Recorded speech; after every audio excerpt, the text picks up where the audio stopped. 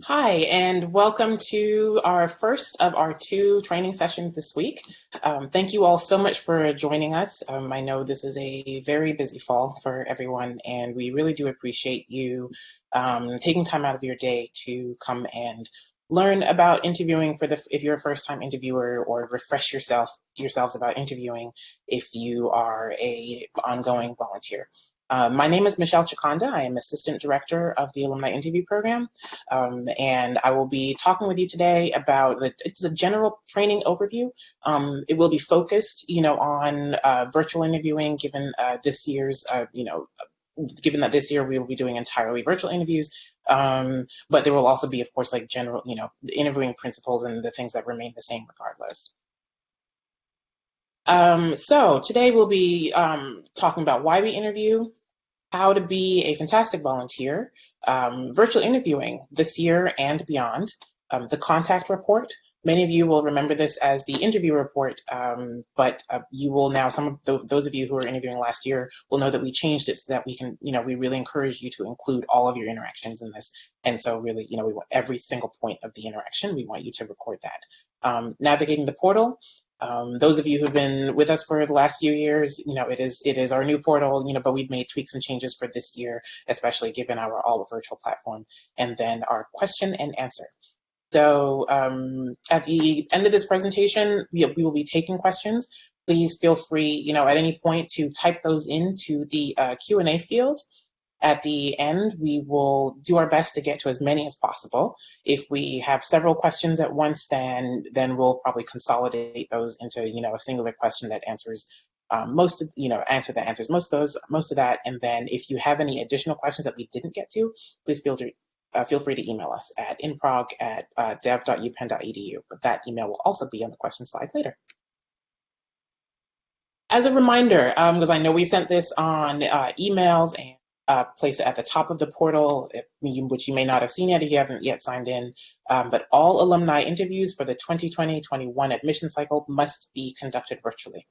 This is to protect and ensure the safety of both our alumni volunteers and our students. There are no exceptions to this policy. And we will not be able to grant any exceptions to that simply because, we want to be sure that everyone has equitable and safe access to interviews this year. So we're looking at this slide. I think that this is how a lot of folks are feeling. This has been a very complicated 7 months, as everyone has been in varying degrees of lockdown this year. Lots of folks have moved over to virtual functioning, entirely remote functioning for their jobs. But there is a general sense of a lot going on right now that folks are feeling anxious about, unsure about. Our job is to be more accurately the character in the middle of this sketch saying that this is fine. This will be fine. We have the real advantage of being beyond best in our field, best in the game, best interview program in the world. We long ago, expanded our interviewing capacities to myriad virtual committees through our schools and specialized programs. And by the time the call was made to move this over to an entirely virtual platform, we were already in place to do this. So those of you, if you are first-time virtual interviewers, have no worries at all. Those of you who are more seasoned about it, are just learning best practices for doing this right, given that all of your interviews are now virtual, we welcome you too. But yes, this is going to be okay. All right, so this is our general overview. It is our aspiration that 100% of Penn applicants receive an alumni interview. Right now, we're at about 90%, 90% of applicants that we have offered or received interviews. We hovered around that over the last few years. We know that we have capacity for 100% to all receive interviews, and at this point, we're really working with minimizing program inefficiency so that everyone who wants to do interviews gets them, and everyone who doesn't want interviews isn't being assigned them. We have over 25,000 active members. Our goal is to have 100% of our members trained. Our goal is to also our engagement to be worldwide with all of our alumni. And right now we have well over 600 engaged leaders. I think we have a lot more than that now as we've moved into this world. So the interview has several functions here. There's four functions here. It is provides critical information to the admissions office. This year, more than ever, the interview will be the only point of in-person, interpersonal connection that a student will have over the course of the application process. Students, there are no on-campus tours. All tours are virtual. All information sessions are virtual. The admissions office are not traveling. Most of the university are not traveling. And so more than ever, the information that you glean from the interview is critical to the admissions office being able to make good decisions, the best decisions they can make about who is being ultimately going to be admitted. This is not good does not mean positive. I want to be clear about that. Good simply means how do they want the class to look that year or this year, and how much do we know, and then what is the depth of the information we have about our applicants so that we can make those decisions the best. Right over student access, it's in the same vein as admissions information. We want to be sure that all students who would like to have access to Penn and find out more information about what it is to be a Penn community member, get that access. And so that is why it's so important to us that as many students as possible receive interviews, again, because so many of them will not have had the chance to visit campus or interact with other Penn community members outside of interviewers. Penn Pride, we know this is a big one for all of you. Some of you have been interviewing for decades. That is not hyperbole. We have folks right now on this session who have been interviewing for a very long time. We know that that interviewers come back and volunteer as a way of continuing to be a part of Penn's mission. We know that we get wonderful emails at the end of every year with all of you describing in really touching detail, actually, how special this is to you and how glad you are to be a Penn alumnus, Penn alumna as a result of interviewing. And then in a similar vein, alumni engagement. This year, because we won't be traveling, we're going to be missing that in-person part. I know certainly many of you I will have seen last year when we did a number of on-the-road interview training sessions, and so we won't be able to do that this year, but we are hoping through this session to be able to touch, and be connected to a lot of you. Finally, we feel that applicants deserve to have this conversation. We get a lot of questions about why do we aim for 100%? Why doesn't admissions, for example, have screening? Why do we give everyone an interview? And we feel that it is so important, as the admissions office does, that applicants be able to really speak in depth about their experience, about their passions, and about why it is they see themselves at Penn. And there's many parts of the application process, of course, and many times where they'll have the opportunity to advocate for themselves in this way. But the interview is a really fantastic, engaging, and hopefully enlightening way in which applicants can really bring themselves to Penn's doorstep. How to be a great volunteer. All right, we have several steps in this. First of all, up-to-date portal profile. That means making sure that your address and contact information is updated. This is critical so that not only so we can get in touch, but so that there's correct information, as we proceed through the process. Warm and proactive outreach, especially this year. Engaging interviews, prompt and candid write-ups. Realistic expectations, that's really important, even this year, perhaps more this year when so much is in flux. The point of the interview is to have the interview. The point isn't to get a student in, the point isn't to necessarily to increase chances again, so much as it is to increase the depth of a student's application so that the admissions office really understands who it is in front of them. And stay current with Penn. At the end of presentation will be, there'll be some, views of our training pages that show you, all the other resources you have to learn about what's going on at Penn right now. Those of you who are already subscribed to the Penn Today emails, for example, will have received a lot of fantastic updates about what Penn is doing right now with respect to the pandemic. Penn has been truly impressively at the front of a lot of the research and work going in to ensuring, developing a vaccine and being a part of, ensuring we bring the country and the world back to, back to health in the coming years. So I do encourage you, if you're not already subscribed to some of those lists, to get signed up. Most importantly, you are an ambassador for Penn. So students, although we know that you are not admissions officers, and indeed we encourage you not to treat yourselves as such, for students, you are the representative for Penn. So please do remember that as you are first engaging them, and then in your conversations with them in the interview. Be very clear about your purpose. There's a, with everything being virtual right now, there are a lot of emails and requests, going around for students' time and attention. Most are fully above the table, some may not be. And so it's really important that you make it clear that, you are, writing as part of the application process, writing as a Penn community member who is interested in learning more about the student or their application. Please be flexible. We know that, time is an interesting concept here. I think a lot of us now joke, what is time? Does that even mean anything anymore? That being said, our students are still under an enormous degree of stress, enormous degree of anxiety, and they're sort of, now that a lot of them are in virtual schooling at home, are managing a different set of responsibilities and expectations on their time.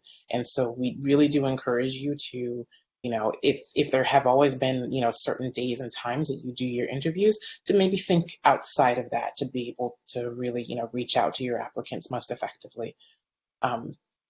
Please do make a few attempts to reach out to your applicants. We recommend a couple of emails and a phone call. I suspect this year that they will be more, more in touch on their email than I know a lot of you have said in past years, given that this is a, fully virtual world that we are inhabiting. And per our discussion earlier, please do note any contact attempts in the contact report so that we are aware of what stage you are in this process.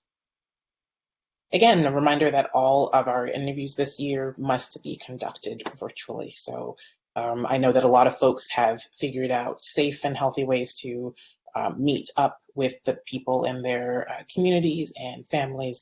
But again, for the interview program's purposes, all interviews must be conducted virtually.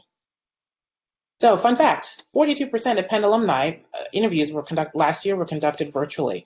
So we were, as of last year, pushing nearly half of all interviews conducted being virtual. So we are far from new to this game. We know that there's a lot of folks who have, solely been interviewing in person, and we are so thrilled and are grateful for you to switch up your interviewing platform to do it virtually. But there's just as many of you who have been doing this for a long time. And so, we'll be talking about other platforms you might consider, if you've been using mainly Skype and phone, et cetera. All right, those of you who have already signed into the portal will know that we have broken up our virtual interviewing thinking this year into 3 sort of work areas. That is platform, preparation, and process. And we decided to make it alliterative to ensure that it was easy to remember. We're not certainly advising that you go ahead and try and memorize this, but this was certainly an easy way for us to conceive of the work going ahead. By platform, we mean, where are you interviewing them? Is it Zoom? Is it Skype? Is it, are you talking on the phone? So really thinking about literally the interface that you are contacting the student on. Preparation, ensuring that you are ready to conduct the interview, what is critical to its success. So what room are you in? Is there enough lighting? Is it, are you interviewing at daytime and mostly are surrounded by, daytime light, or is it evening time? You need to make sure that you're a bit, better lit. Is your sound working? Is your, where is the sound outlet on your device, your chosen device situated? What device are you using?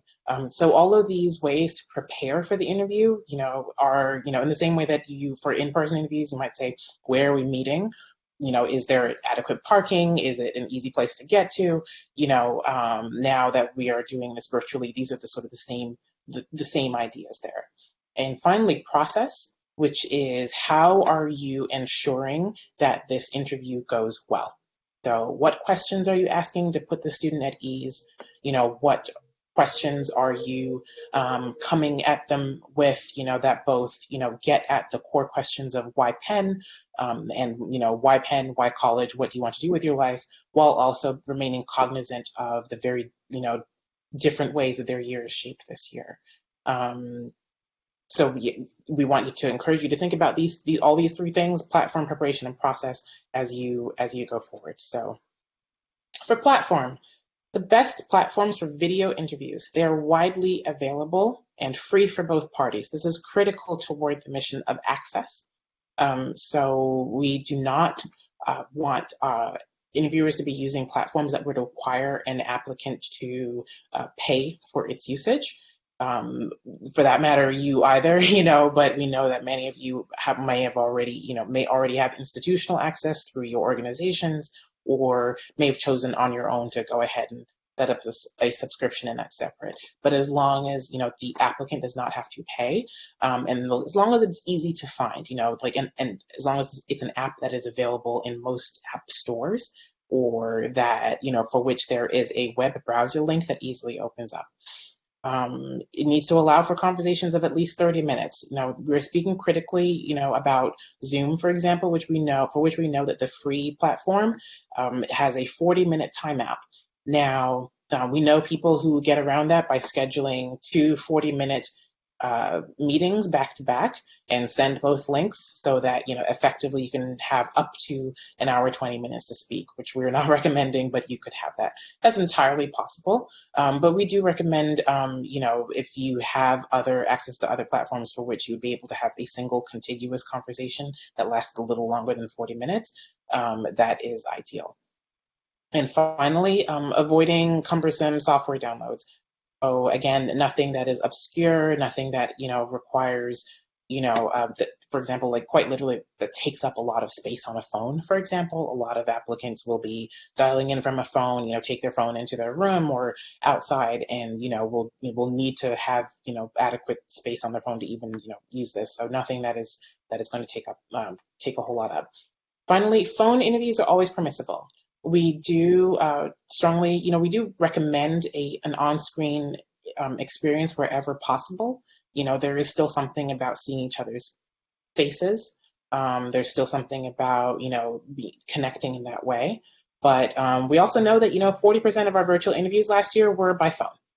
So, if the technology ultimately doesn't work, it's perfectly fine to speak on the phone. If you prefer to speak on the phone, that's perfectly fine as well. If the applicant prefers to speak by phone, then definitely we encourage you to please default to the phone. They may have many reasons for not wanting to use the internet or an electronic device. Preparation. So thoughtful preparation will ensure a great conversation.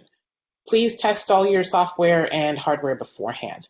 I can't stress this enough. I know that we are 7 months in, and a lot of us are now feeling, like pros at this, and rightly so. I think we've all sort of been, I think the commonly used expression right now is building the plane as we fly it. And certainly, all of us have been doing that. That being said, there are always glitches. There are always things that come up, test, what you're specifically planning on using. I've definitely had mishaps where I decided at the last minute to switch to, say, using a tablet for a conversation rather than a laptop, and the tablet decided it was not having it that day. Unfortunately, these were not important conversations, and I was quickly able to switch to a phone. But these are sort of the things that you don't realize could go wrong and will, especially given how different types of software interact with different types of hardware. Reconfirm the interview details. This is critical. This is, especially as interviewers, applicants, everyone are getting a lot of emails. Even for meetings, day-to-day meetings that we have been conducting, especially if it's meetings with folks from outside of our team, we send regular updates about, again, this is what time we're meeting, this is the link to the place that we'll be having this conversation. And then finally, have a mutually understood backup plan. Do you have each other's phone numbers? Make sure that you have each other's emails and are able to email if something falls through, if a connection drops. if you're never able to establish that connection to begin with. Just make sure that you have all of that information, because it can be really disorienting, especially for an applicant, that they're ready, signed up, good to go, and then all of a sudden the Zoom link doesn't work, or all of a sudden they have a sibling who is on virtual school, and what they're doing on virtual school is taking up most of the bandwidth at home, and they now have to have a phone call. So these are all the, again, being flexible and being ready for these kinds of things to happen will ensure a much easier flow of conversation. Finally, the process. This stays the same year over year, whether we are virtual or in person. The interview should be a great conversation for both applicants and alumni volunteers. We want you to have fun with this. We want you to enjoy it, and there's, you are doing a wonderful thing for us, and you are, really, really and truly contributing to the university, and the accumulated impact of your work is phenomenal. But we also want you to this not just to be work. So we encourage you to really, start the conversation in a way that is cognizant of how different things are this year. What is school like for you this year? How has this year impacted your thoughts about what you want to do in college? That's the kind of question, quite frankly, that I think a lot of folks are asking themselves now, years outside of college. There's many, with everything going on, there's been a lot of introspection I've seen, where that folks have, expressed and written wonderfully about, how this period of their lives has reshifted their priorities and thoughts about what they want to do going forward. And then what are some things you've learned about yourself? Especially this year, most of our students will have, they'll have a 3 years list long of, various activities they do and various things they do outside of the home. Starting in March, all of that will have dissipated, or nearly all of it. Some of them will be able to continue to conduct their endeavors virtually, but a lot just won't. And so really sort of shifting the focus on what have you, done to what have you learned, like how are you engaging this particular period of time in our lives is, quite frankly, really fascinating. I think something that Penn would want to know. This is a massive global challenge. And so what things have they learned about themselves? Again, knowing that there's plenty of things that a lot of us have learned about ourselves in this time as well. So we always like to say that that the one stat that we know for certain is that 100% of applicants will talk about their alumni interview.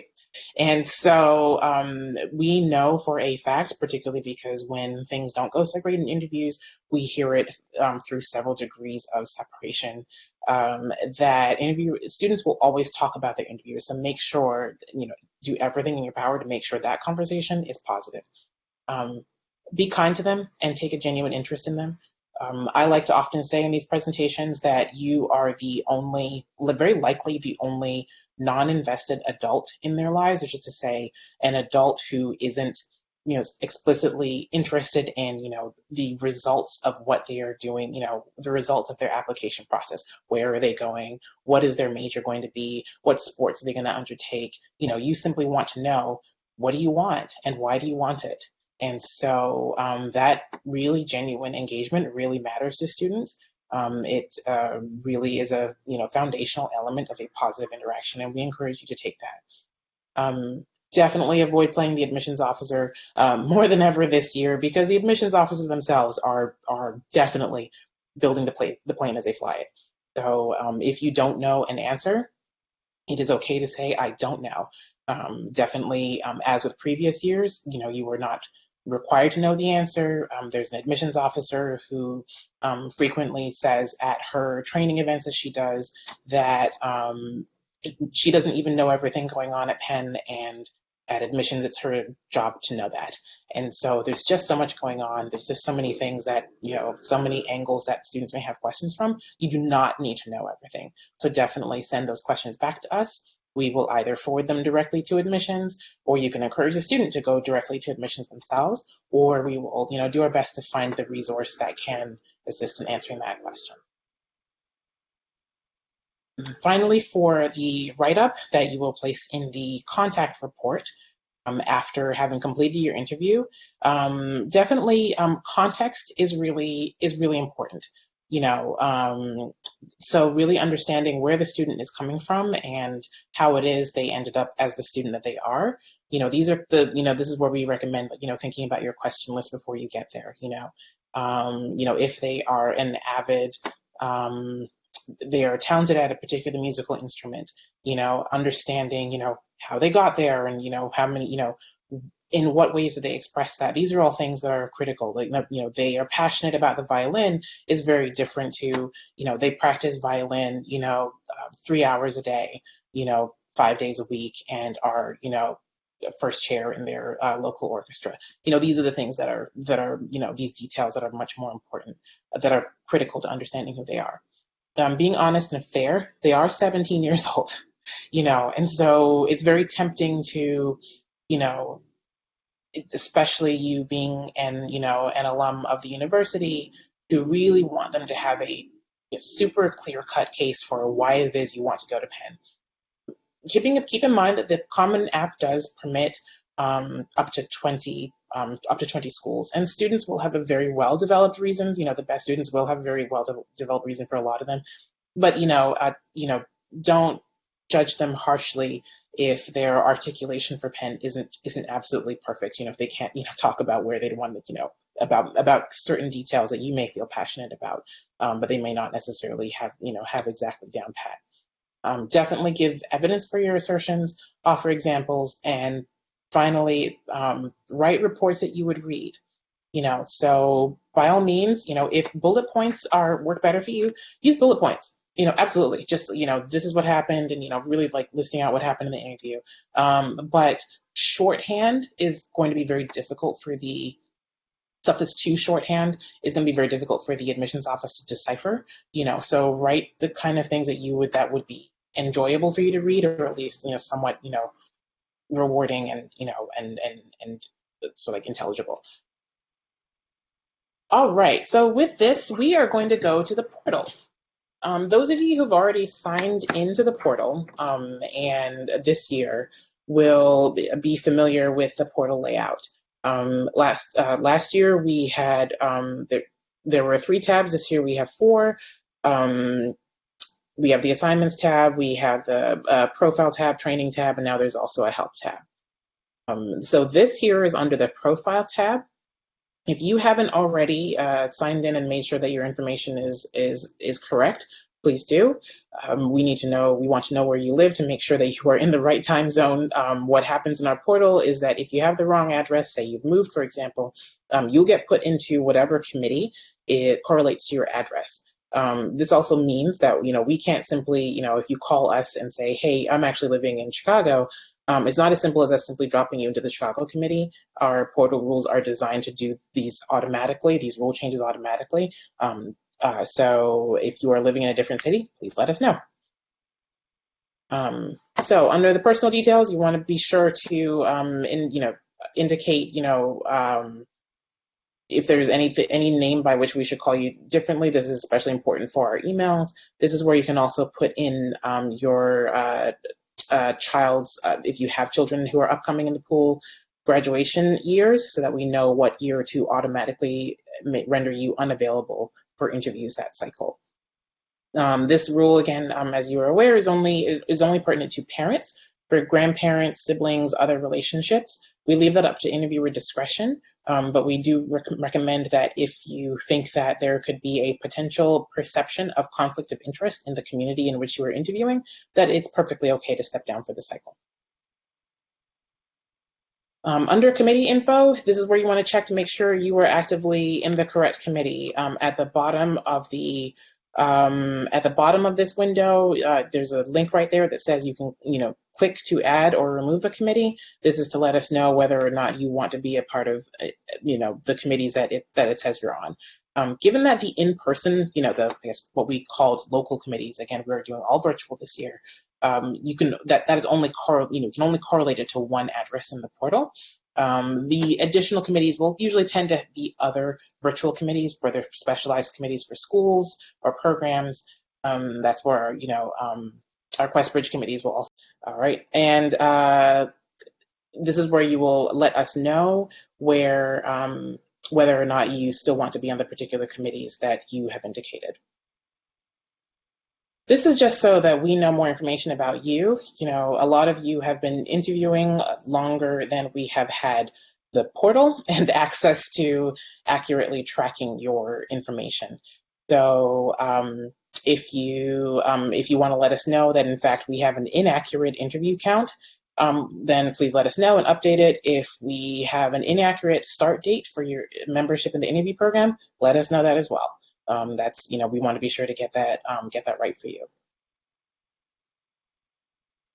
So when you click on your committee in the profile tab, this is where you'll be able to see your the leaders, your leadership and their contact information. This is also where you'll be able to enter your anticipated number of interviews, both for early and regular decision. That is enormously important and helpful to your chairs because then they know how to accurately assign you interviews for the cycle.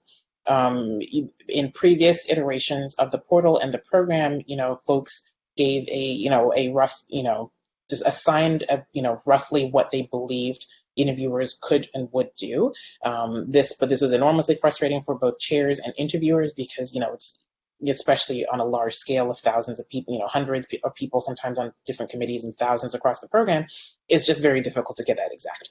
So you putting in the number that you can do is will be critical to making sure that you only get the number of interviews that you want and that you get the interviews that you want. All right, finally, the Help Center. This is where you can go to if you're running into trouble in the portal, running into trouble in the with the interview program, or just wanted any additional questions. So this is sort of what this tab looks like. As you can see at the bottom, if you can't find what you're looking for, definitely email or call us. That will often also be the fastest way to get that done. Calling us may be a tad longer because we'll be checking our voicemail every so often. But definitely, if you email us, somebody will get back to you right away. All right, the training section of the portal. Now, you are here now in training, and that is fantastic, and thank you so much for being here. But if you are looking to continue to refresh yourself on how to be a great interviewer, then please check out our training tab in the portal. As we've said several times, interviews this year are all virtual. So all the training on this tab will be focused on virtual interviewing. If there are materials there that reference in-person interviewing or don't explicitly make that statement, again, for this year, it is all virtual. So please remember that and keep that in mind. Platform preparation and process. We encourage you to follow these links. This is where we go into real detail about how to get these right. Again, a lot of you are going to be pros at this, having done this for several months with your office. But a lot of you will be new to this, and we encourage you to, really take the time to, again, learn about how to do, how to feel comfortable with this process so that you can have engaging and successful interviews. Please note our deadlines this year is November 25th for early decision and February 17th for regular decision. So especially for early, I'm going to flip right back to that tab. Early decision is a really short turnaround. Student applications are due on November 1st. So it's it's about 3.5 weeks. This means that in the early decision especially, it is critical for you to accept your assignments early. Accept or decline your assignments early. If for any reason you cannot do your assignments, the ones that you said you could, that is completely fine, but please still go into the portal and actively decline them so that those students can go back into the main pool and be assigned to other interviewers who can do them, or be sent over to our superheroes pool for later in the year. There is a 1-week turnaround time in which if no action is taken on a student, that student will automatically decline and go back into the general pool. 1 week in early decision is a third of that time. And the later in the cycle it gets, the more difficult it is to find interviewers who still have capacity. So again, please do accept or decline your assignments early. All right, on our training portal pages as well. These are at the bottom of the main training pages where you can find the links to learn more about all aspects of this process, from the beginning part where you getting started to getting more involved if you have done everything and want to do more. So we encourage you to spend some time on our training pages to really understand. Again, really figure out if there's places where you want to learn more, or figure out if there's places that you simply want to refresh your memory on. All right, the assignments tab. This is where all the action happens. So you can see down at the bottom here, there's three. There's pending assignments, active assignments, and at the bottom that'll say that's your interview report status, whether you've submitted it or not. So right here, we can see interview reports have been received. When you first get a student or applicants, they will sit under pending. That is where you will accept or decline them. As soon as you accept or decline, it will then move over here to the active assignments phase. If you now want to begin working on populating the contact report, you will want to click on, at the very left-hand side of those fields, there's a little, little sheet of paper with a sort of dog-eared, analog symbols in a digital world. But that is what you're going to click to then fill out the contact report. So there are three places under which you're going to enter information. Where you are attempting contact, that is when you're going to let us know how many times you've reached out to the student. Scheduled, which is to say you've scheduled it and now you've got a plan for meeting up and speaking with your student over Zoom, Skype, etc.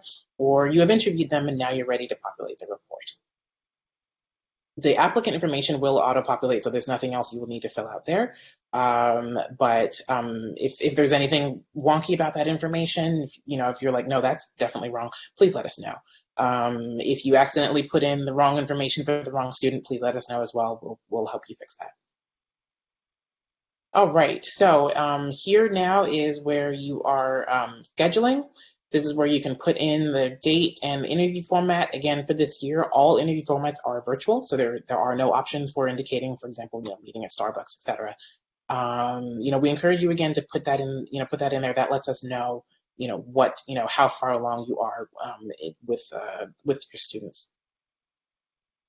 If anything odd happened in the interview, specifically technically, we also have a field in there once you have completed the interview and are ready to either completed it or something went wrong and you want to let us know that something went wrong, that it didn't happen, then you open up the interviewed field, and that's where you would tell us that, say, a connection dropped, or you or the student got interrupted and had to cut the interview short, or the sound was bad, video was bad. These are all the places that you can include that. That's helpful to us just because, then when you're filling out the report itself, sometimes that can provide some helpful context as to what happened, so that you didn't maybe get the information that you would wanted to, or the interview just went in a particular way. The report, for those of you who've done this before, the report is the same. Because ultimately, whether we're in a virtual world or whether we are in a world for which in-person interactions are able to happen, what Penn is looking for remains the same. As you all know, Penn is now currently operating fully virtually. There are students who have come back to Philadelphia, but there are no in-person. There's no in-person instruction taking place. And so to that end, but we're still, delivering on the Penn experience. And to that end, for our applicants, it's the same thing. So what are the personal characteristics and identity factors that contribute to who they are? What are their interests and passions? And finally, and really the important part, what is their potential fit and awareness of Penn? Again, to speak to a point from earlier, we are asking you to be kind on this point, especially this year more than ever, where there's a lot of competing pressures on our students' time. They may not have, they won't have been able to, do their college visits in the way they might have planned to over the summer. But that we still want you to give them the warm Penn welcome, even again if their articulation is not exact and sort of 100%. Finally, with the rating that we have here, those of you who've been doing this for a while are aware The rating is relative to yourself. So we're not asking you to generalize as to what you think is going on in the interview program at large. It is based on the students you've interacted with. Whether this is your first time interviewing, you will, students that you are, aware of, how highly would you rate them? If you want to provide additional color in that, we welcome that and we encourage that. If you just simply want to leave your rating and move on, that's okay too. None of these fields will get angry at you, as it were, will reject your form if they're not filled out.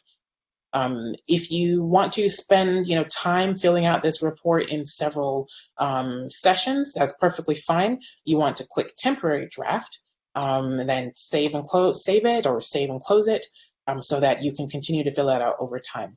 The report will not be sent to admissions until you click final report, at which point that will be transmitted to admissions. You can still edit it, unlike the previous iteration of the portal, and certainly in the era when reports used to be mailed, you can make edits to your form.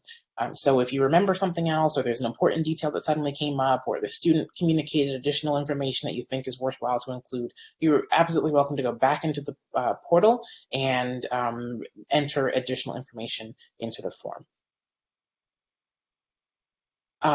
This is also interviewed as the same place where you can, this is where you also want to talk about your contact attempts. If anything happened, if ultimately you tried several times and the student never responded, we just want to know, what happened. Sometimes you really weren't able to connect with them. Sometimes the student turned down the interview. Sometimes the student never responded. If none of those apply and you just never received a response, then you can just leave that there. For that, you would also click final report and submit. If the student does get back to you eventually and there is still time to do an interview and you are open to doing an interview, again, your time commitments may change. You may not be able to do that. Then it is perfectly okay for you to decline, to conduct the interview. But if you have the time, then definitely we welcome you to. Finally, we encourage you to check out other ways to be a great ambassador for Penn. So to check out some of our, the various homepages for the various divisions at Penn. VPUL, Penn News, that's what I was talking about earlier, where you get regular information about what Penn is doing, especially now in the pandemic. And the Penn Gazette, which actually really does truly phenomenal writing work and really thoughtful journalism about members of the Penn community. We also encourage you to join our Facebook group and to regularly check in with our newsletters that we send out. These will be where you'll get helpful information about what's going on with the interview program. We'll use the Facebook group to regularly communicate time critical news. You will eventually, if it's super critical, you will also get an email, but definitely the Facebook group are places where you'll get that as well. If you have particularly, information sensitive questions, again, we encourage you to email those to us. But sometimes there are questions you have that, a lot of folks will be, might be interested in the same, and that might be a place where you have a discussion. All right, at this point, we are going to pivot over to questions. Our program director, Patrick Radehoft, is going to be sort of a disembodied voice feeding me some of the questions on your list. Patrick, if we can get the camera up, and if you have a couple of questions that folks might ask, if Patrick is, if I'm not sailing on the question, Patrick will also jump in and answer those. But again, it'll be a disembodied voice, so just keep that in mind. All right. Thanks, Michelle. We really appreciate you going through all of this information and appreciate all the questions that people have posted. I'm going to start with a few that several people asked, but that are a bit more procedural or straightforward. One from Dana. This is my first year doing this. What is the typical number of interviews that people do just in terms of calibrating? A few different people asked, like, how many interviews is a normal number to conduct? Right. Brilliant. Thank you, Dana, and thank you everybody else who asked the same iteration of that question. So I'm going to answer that in two ways. First of all, the program average. The program average is about 3.7. So 4 interviews, rounding up, per interviewer. That being said, the actual number of interviews that most interviewers do is 1 to 2. So I believe in if I've got my mathematical terms right, that is the mode. And so the mode is 2. So most people will do one interview in early and one interview in regular, but an almost equal number will only do one for the entire cycle. The average gets pulled up to 3.7 by a lot of folks who, there's a high concentration of folks who are doing, 5, 6, 7, 10, sometimes 20 interviews rather in a cycle. So this is all to say that we want you to do what you can. No one's getting kicked out for only doing one.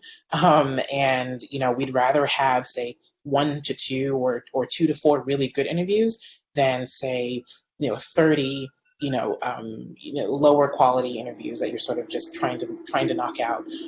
And keeping in mind that with every interview there's also reports, so you also have to think about the time that you have to fill out that report, in addition to conducting the interview itself. So if your time constraints will depend on yourself. A lot of the people doing a lot of interviews are folks who, they're students who have a bit more, often graduate students actually have a bit more flexibility with how they assign their time. A lot of folks who are retired or between careers, and so, have the ability to really, slot in interviews wherever possible. So that's entirely up to all of you. We are grateful. Like, one interview is fantastic. It is more than enough, and we are grateful. Like, every single interview matters. Again, most people are doing one interview a year, and that adds tremendously to our program total. Thanks, Michelle. That's great. Stephanie asked, will we get an email when we have an interview assignment, or do we have to keep checking in on the portal? There's I suppose the answer to that is yes. So both things will happen. You will get an email when you get an interview assignment, but our portal rules mean that you will only get that email like early morning the next day. This is because we know we made this adaptation after we learned watching our chairs that a lot of folks sometimes make assignments and actually decide to change them around. And what was happening before is because emails were going out immediately, folks would say, get an email, oh, you've got, 3 or 4 assignment emails, but actually go to the portal and only find one student and think, students had disappeared. So we wait to the end of the day for all the assignments to settle out, and then you'll get an email. That being said, we also recommend that you regularly check the portal, especially in early, where, like I said, the time is constrained. We've only got about 3.5 weeks.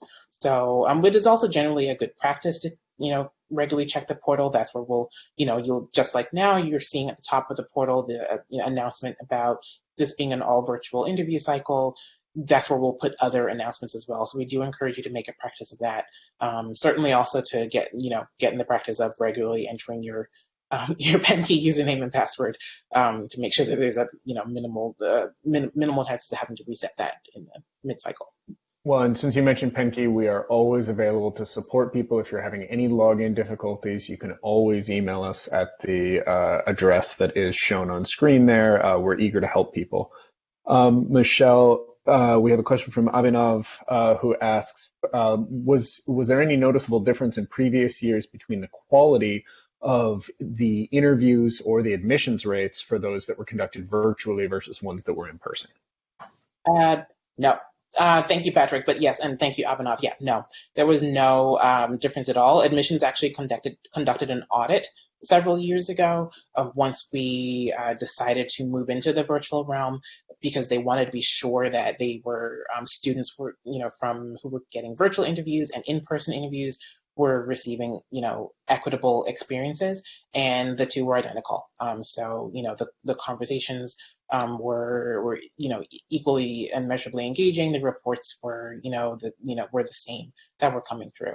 So that's what's definitely, having had that audit, has enabled us to really have the confidence to move full throttle into a virtual universe. And again, having had several years run up to really getting our virtual process right, means that we talked this out a lot over the last few months, but essentially we just flipped a switch and we're able to take it all to virtual. So thank you. Well, and we're often impressed by alumni who tell us that the virtual experience was actually preferable for them. They didn't even have to leave the house in order to conduct the interview. So in addition to it not affecting quality, it has added enormously to convenience and to our reach, for which we're very grateful. A question from Cindy Michelle. Due to the pandemic, lots of applicants have been impacted in terms of their extracurriculars, sport involvement, academic involvement. How should interviewers adjust their expectations or their questions in their interactions? Yeah, thank you. That's a fantastic question. We spent a lot of time talking about this. We spent a lot of time talking about this with the admissions office, and I'll be talking to students next week actually about how the interview looks different, or what they talk about might be different, given that there's been a significant amount of time that's been cut off of their engagement. We encourage you to really curate a question list, and we're going to have sample questions tailored specifically to this particular experience, that really bring out the question of or a way of answering what are you doing, or what have you been thinking about, given that some of the things that you were doing are no longer available to you. And then we encourage you not to structure it specifically that way, because that can feel, intimidating, and that can feel like, they have to have an answer for that. But definitely there's, passion is something that can still come through regardless of where it is being applied. So a lot of students, for example, they may have been involved in, extracurricular clubs that are, with community service and everything like that. A lot of community service places now, are not, there's minimal to no in-person volunteering.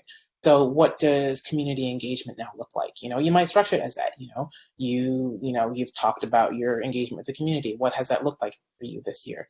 Others may express passion about, political or social issues. What does that look like for you this year? And so we really encourage you to structure your questions in a way that allows the student to like populate and frame that response without them feeling like you're expecting them to say, oh, so, well, I wasn't able to do this activity, so I immediately filled in with this instead. Because we do know that there's, this is, quite frankly, for a lot of us, this is an exhausting time. And there's pressure to say, well, you have a bunch of quote unquote free time, so now you can do more. But we encourage you, to ask, to really draw out of the students, like what things have they done, given that they couldn't do, there were things that they're not available to them anymore. I've offhand had the chance to speak with a couple of students about things like that, and it's really quite remarkable how they think about it. So as much as I've said, don't add that pressure, I would also say I think the answers are going to be far more interesting. That's great. Maybe a more straightforward question from Stuart. Who should initiate the Skype or Zoom or telephone call? Should it be the interviewer or should it be the applicant? Brilliant. Thank you, Stuart. It should be the interviewer. The student will not know that they have been assigned an interview until you contact them. This is to protect the interviewer. We know that all of you are incredibly busy, and so even though you've been assigned an applicant, things may happen that mean you can no longer do the interview. And we don't want, for example, students to start putting pressure on your time that you may not be able to be responsive to. It's also for us, it's just a good courtesy. You are the adult in the interaction, and we want you to set the tone of what's going to happen. When are we going to meet? How are we going to meet? What are we going to talk about? We want you to be sure to drive that. I do know, and I'm very well aware that students are getting a lot of advice about making sure that they are in control of their process. But for this program, it is absolutely you. So once you will not see student contact information until you have accepted the assignment. So it won't be possible, for example, for it to have a student sitting in your pending queue and be able to contact them, because that information just won't be there. So once you accept the assignment, it'll move down into your active assignments. Then you can click on the student's name and you will see all of their contact information, primary and secondary phone numbers, email address, etc. And you can then reach out to them. We have several templates on the portal for reach out emails. Some of you are veterans at this and you have your own templates down pat, and that is brilliant.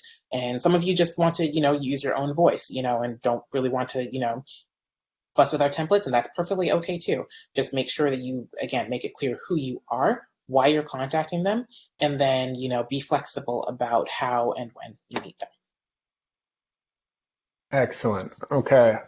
This next question, you can feel free to punt back to me, Michelle. It was asked several different times by people with a larger number of gap year students, or a larger number of students taking a gap year as a result of the virtual learning environment or other personal circumstances. What does that mean for the coming year in terms of Penn's class size, acceptance rates, et cetera? So I am definitely going to punt that back to you, Patrick, only because I know you're involved in conversations with admissions about these things. So Sure. And as a point of clarification, our office is based within alumni relations. We are not based within admissions. We do not have access to all of the information or all the data that the admissions office is using. And for that, we are incredibly grateful. But this question, from a purely mathematical standpoint, I think many of the people who've asked the question are crunching the numbers in their head, which is to say, if we had a larger number of students this year take a gap year, and if this year that number was 200, and in the past it has been closer to 100, then that means that there are 100 more students we could anticipate are going to re-enter the class next year that would not normally have been re-entering the class. Straight numbers, that means that there are 100 fewer spaces that are potentially available, which translates to 100 early decision admits, or to 200 regular decision admits if the yield is 50%. Things don't work out quite that well. And I say this having come from a presentation that Dean Furta just gave that addressed this question specifically. Students who take a gap year don't always come back. They don't always come back after 1 year. We have absolutely no idea what Penn's spring semester is going to look like, let alone what next fall may look like here on campus in terms of the learning environment. It's difficult to know whether students are going to be more inclined to take gap years as a cultural shift as a result of everything that they've experienced from the pandemic.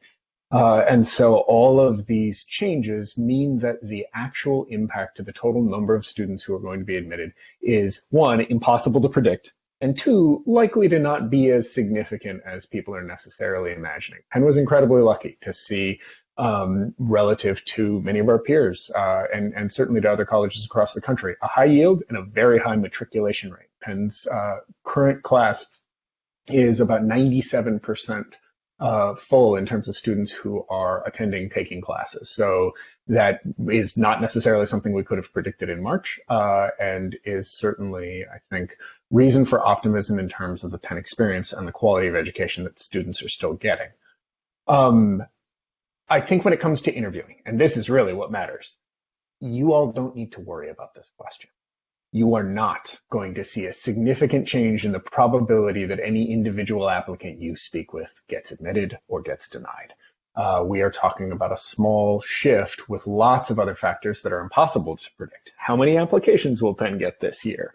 Will the move to optional testing have a significant change? Will students try to apply to schools that are within driving range rather than within flying range? And so the number of things we can't possibly predict far exceeds the number of things we can.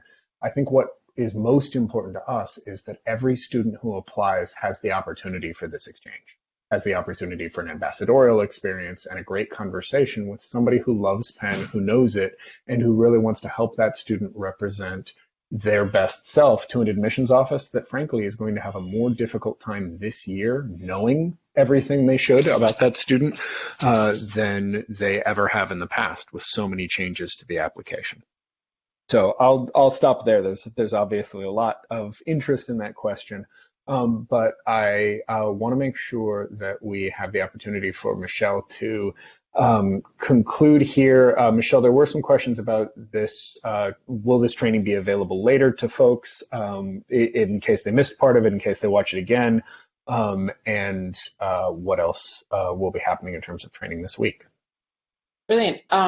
Thank you for that. That's a perfect way to wrap up. I know we have a lot more questions. We could have had an entire info session just with answering folks' questions. And certainly when we do this in person, we tend to devote the first hour to the presentation and the second hour to questions. But yes, this training will absolutely be available. It'll be available on the portal. Later this week, possibly later today, but I think it's more likely we're going to simply, do both of them at the same time. For those of you who are interested in further training, we have a session on Wednesday, for which we will be talking about virtual interviewing best practices. And we have four wonderful alumni volunteers who are leaders of various virtual committees who have been doing this for a really long time. They graduated in every single the 80s, 90s, early aughts, and tens. And so they range across many types of experience, all types of schools. But the thing they have in common is that they've all devoted their interview program time and energy to virtual interviewing, and so have really wonderful recommendations for making sure this is a successful interaction and sort of like troubleshooting all the various things that can come up. So that is going to be on Wednesday evening in a couple of days at 6 o'clock. You can also sign up for that directly, through the various email invitations you've received and on the portal. So I want to wrap up here. C.S. Lewis is one of my favorite authors, actually, and so when I was thinking about how to conceive of how this year has played out, he came to mind.